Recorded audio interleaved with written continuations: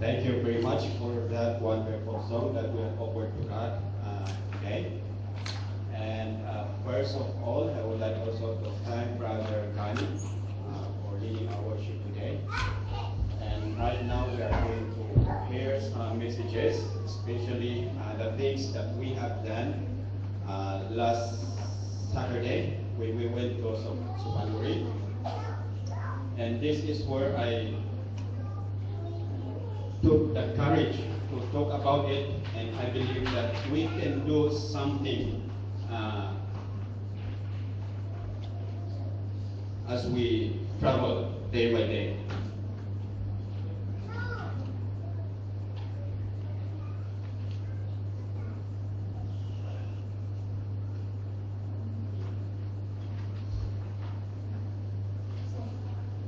Okay, I put some pictures here. Sister Jim.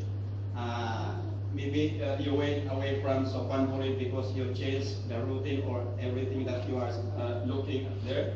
But when you come here still, you can see the faces of these children. Yeah. And some of them are smiling. I just put these pictures for us to be reminded what are the things that we need to do more for them. So maybe you are wondering, the boy and then the girl, you can look at her haircut. That can be a big question if you try to think it over. It says here, God, the Father of the orphans and the defenders of the widows. This is very important, and I believe that this is so serious, that God is so serious about it. We can see from Genesis up to Revelation, God is talking about the orphans and the widows. And this is so serious.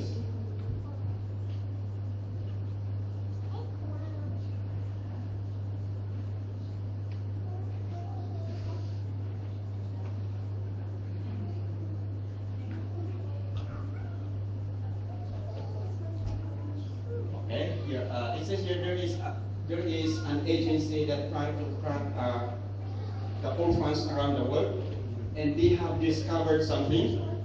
It says here that there are at least 100 million orphans around the world. And it says here that if they will hold hands together, they can circle the earth 3 times. So, see? Look at their faces. This is only representative from Sopanburi. And then it says here, a child dies every 3 seconds under the age of 5 from neglect, starvation, and exposure, maybe exposure to disease, to wars, and some other kinds of things that tell them. 30,000 a day, that is 11 million every year. This record of death are for the orphans only. So it means that this is a little bit serious, that we need to do something. It says here that in Africa, by the end of this decade, it will take 80,000 orphanages, holding 500 orphans each, just to house the children orphaned by AIDS and sub-Saharan Africa alone. So we can see how they multiply. And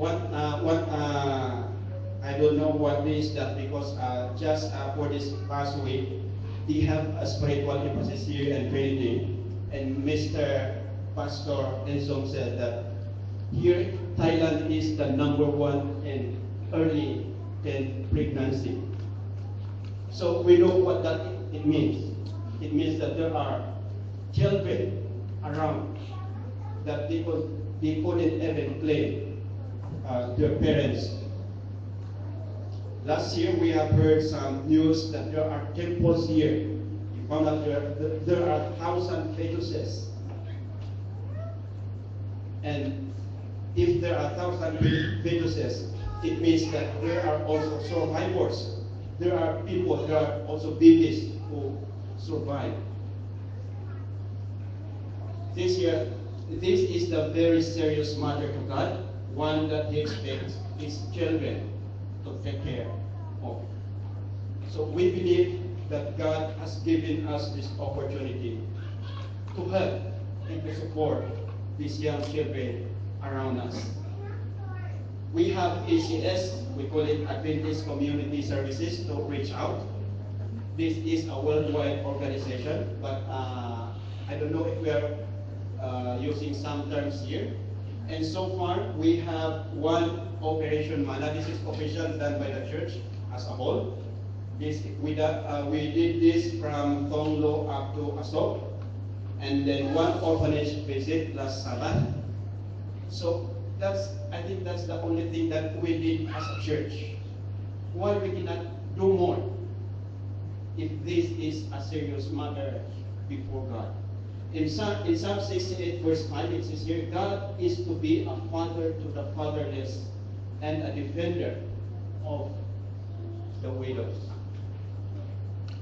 This is very nature of God has been imparted to the church and is very vital part of our responsibility as children of God. Look at your lives every day. You go to your school, rushing. After your classes, you're going home rushing. And then you reach your apartments and then kneel down and say, thank you, Lord. But on the other way around, on the streets that we pass by, there are orphans, there are widows, there are people begging for food, but we didn't even recognize. Okay, let us try to look at some biblical foundations why we need to be alert and why we need to do some more as a church or individually. According to Job in 31 verse 16 to 22, says here that not caring for the poor, not caring for the widow, eating food that should have shared with orphans, not treating orphans as his own children, not clothing anyone who is without clothing. Job says that it is sin. Remember when Job lost everything, so that we can see the background of this. Job lost everything, right? And then his friends, even his wife, accused him that he committed sins against God. A grievous sin. That's why he suffered and lost everything, including his health. But one time, Job knelt down and asked God. And he asked, did I neglect an orphan? Did I miss somebody in the gates that I didn't feed? Have I sinned naked that I didn't look? If so, Father, please break my arm. Or please, this suffering, let it be in me. So look at how he evaluates himself. Did I neglect the orphans? Moses, it says here in Deuteronomy 14 verse 28 and 29, at the end of every third year, you shall bring out the tithe of your produce of that year and store it up within your gates. And the Levites, because he has no portion nor inheritance with you, and the stranger, and the fatherless, and the widow, who are within your gates, may come in it and be satisfied, that the Lord your God may bless you in all the work of your hand, which you do. This is the plan of God on how they can help the orphans, the widows, and the strangers. That's why this is where we are quoting some of our pastors said that before, during the time of the Israelites, their offering is 25%. How did that happen? Their life, they are farmers, right? And then they have some pieces of land. And when they harvest, it is mandated by God that they should leave at least 1/4 of that farm not to be harvested, just left there for the orphans to harvest it, the widows. And then one thing more, after harvesting, you are not allowed to clean. That is for the orphans and for the widows. The same also with the vineyards. When you harvest the first fruits, that is your tithes, and then the second one, that is for yours. But everything is left. You are not allowed to clean again. That is for the orphans and for the widows and the strangers. Also the palm trees. Usually what they are doing is that they have to shake the palm trees and everything falls down on the ground. That's yours. But everything is left on the tree. That's for the orphans, for the widows. So see, so usually if you try to imagine what are the popular fruits that it's in your near your house. For example, rambutan. Usually if you shake them or if you harvest, you cannot harvest them everything, right? Because they will not be ripened at the same time. Usually there are first fruits and there are a second batch and some batches, but you cannot harvest them in one time. So whichever left in that tree, supposed to be, that is for the orphans. Next, to David, in Psalms 14, verse 146, verse 9. The Lord watches over the strangers. He relieves the fatherless and widow, but the way of the wicked he turns upside down. King Solomon and Proverbs 21, verse 13. Whoever stops his ears at the cry of the poor will cry out himself and not be heard. He who gives to the poor will not want, but he who hides his eyes from their want will have many curses. And to the prophets, look here.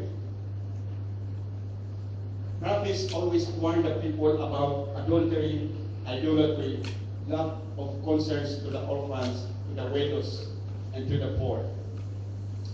But look at what happened to Sodom and Gomorrah. Usually we are thinking that their grievous sins was that adultery, was that idolatry. But in the eyes of those orphans who are living in their midst, it is the last one. It says here, it was Sodom and Gomorrah was described as very rich. There are plenty of foods, but the problem is orphans and widows are dying because they don't have food to eat. And according to their eyes, according to their belief, that is one of the downfall of Sodom and Gomorrah. They neglect to support the orphans and the widows.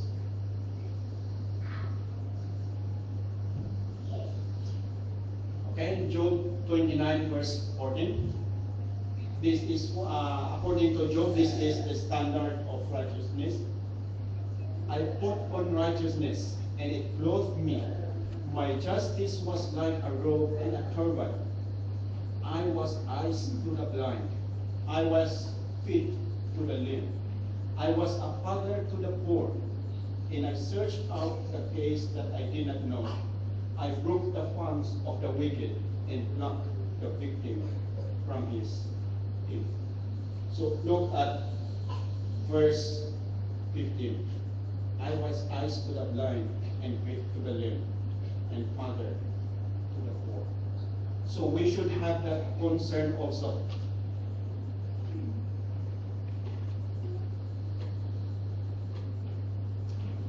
Here, in Job 31, verse 16 to 22, this was the time that Job was trying to evaluate himself what had happened, why he is suffering that way. And in verse 22, it says here, in verse 21, if I have raised my hand against the fatherless, when I saw I had help in the gate, then lift my arms fall from my shoulder, did my arm get torn from its socket.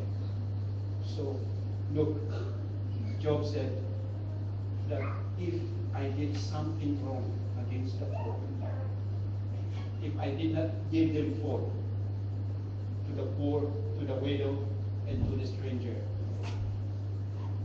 then did my arm fall from my shoulder.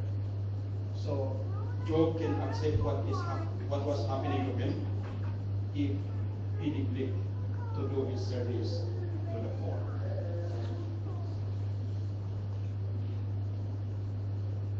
In James 1, that is James 1 verse 27, that is according to James in the New Testament, pure religion and undefiled before God, the Father is this, to visit the fatherless and widows and their affliction, and to keep himself unspotted from the world. James said that this is pure religion. Pure religion is go and visit the poor, the widows, and the fatherless. You know, when we were at Sopanbori last Sabbath, I decided to be back again. I don't know if you have noticed, I try to check their heads. That's why I'm asking you why the girl have a haircut like that. I try to look at their hairs, and I've seen an evidence that there are thousands of white something on their hair, and I know that you know that. And there are climbing one to another, and I said maybe I go back again and we'll have Operation Nice. In Tagalog we call it Operation Koto. We have to do something because we can see that some of them have already wounds in their heads. Some of them their hairs were cut because there are some wounds that they cannot avoid. And that is an epidemic to them because they are sleeping together. So we have to do something. We have done this before in Rayong when we were at Urawin High School. We called it Operation Lice. So what we did was that we prepared some shower cups, and then the school bought a white liquid. I don't know what's that. It's in black bottle. And then we just pour it into their hair like a shampoo, and then covered it with a shower cup for 15 minutes. And then after that, they will go to the shower and rinse their hair to remove those lice and their eggs. And if you have tried to look at them, it seems that they are very happy. But I tell you, that was for the moment only because we were there.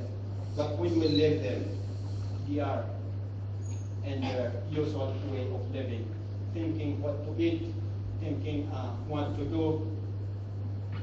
Says here, so we can say that pure and undefiled worship is to go, look after, and care for the orphans and widows, and their trouble, and to keep oneself unspotted from the world. God calls this type of ministry to others as pure and undefiled. Matthew also added,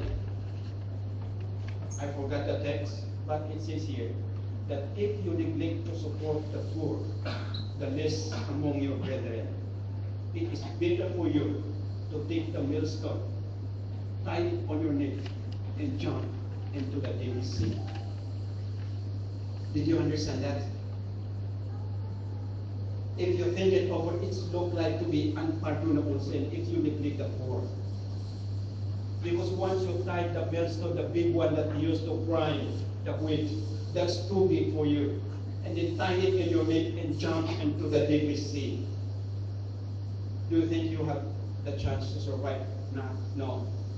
So there are some times that, oh, this is unpardonable sin, that is unpardonable sin. And then we try to reason out, but I found out to be that way. So there are times that we can help these people. Every time we are not ready to give some money or financial assistance. But then we try to pray for them when we pass them by on the way, extending their hand, but we cannot give anything. Then we touch them, then we touch their lives, then we pray for them. I think that's the best ministry that we can do while we are here in Thailand. Because we cannot conduct public evangelism. They have tried that in Hajj. They conduct a 2 weeks evangelism. They distributed 10,000 pamphlets, but only 3 responded. So it doesn't work for them. So someone said that the best way to reach them is pray for them and let them have a miracle from God. That's the only way that we can reach them out. Because if you will present the Bible, I don't know how they will understand. Because they are stranger to it. You don't even know who God is.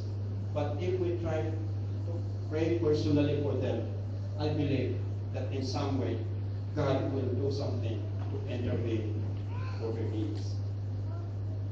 So that is the challenge to each one of us this morning. We don't expect that the church will prepare or do something again, a program that we can go together. But in some other ways, we can help, especially in our walks in life. We should not pretend or assume to be very busy that we don't have time to help them. Because I believe that if we will do our service, our part in serving these people, you have the pure and undefiled religion. Sometimes we are putting something that is, maybe this is more important. For example, in our church, we try to do some project and this is more important, this is more important. Remember our text in the tithes and offering in Matthew 23 verse 23. You neglect the weightier matter. You focus more on something that you forgot something to do that is very urgent. And I think we need to consider that also in our personal life as a family. We have to do something, and I believe that God will be with us also and provide the things that we need from day to day. So this is my challenge to each one of you as we go on from day to day. Let's pray for them. Like in my apartment, from sometimes I'm giving fruits, employee hardship to the guard, because I believe that when they are there the whole night, they need something to energize. And we think there are a lot more that we can do to serve other people. And I believe that you can identify who are in need of your help. And I believe that God can help you and guide you to do your own ministry. This is our reminder for us this morning.